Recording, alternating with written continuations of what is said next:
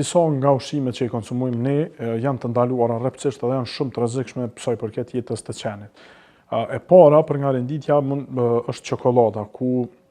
shpeshherë pronarët na pyesin se çka mund të shkaktoj, për shembull është një mit që mund të shkaktoj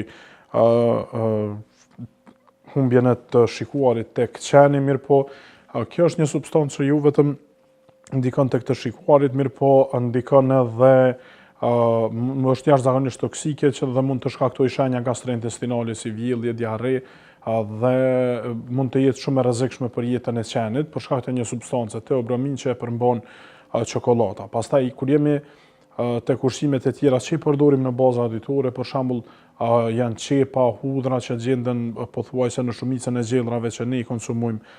për veti. Këto mund të shkaktojnë një dëmtim të veshkave dhe mund të shkaktojnë dështim akut të veshkave, që është një gjendje jashtëzakonisht e rrezikshme për jetën e qenit. Pastaj ksilitoli, i cili mund të gjendet në bombone të ndryshme, mund të gjendet në disa si shtojcë ushqimore, në disa brumna të ndryshme që ndoshta njerëzit mendojnë që nëse ja jep qenit nuk i shkakton asgjë. Këto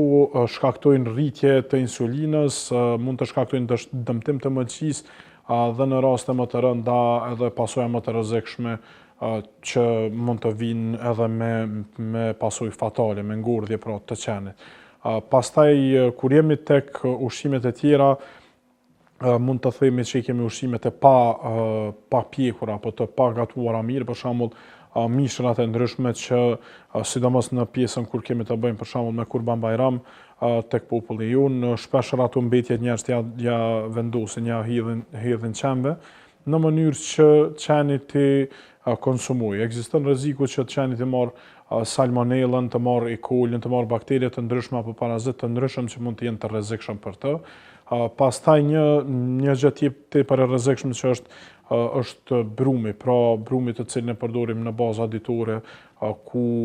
për shkak të gatimit ndonjëherë pronari ndoshta edhe pa dashje e harron në një vend ku qeni ka qasje dhe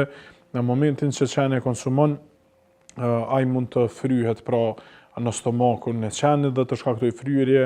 dhe në disa raste edhe pasoja më të rrezikshme ku mund të çojë edhe deri në ngordhjen e qenit.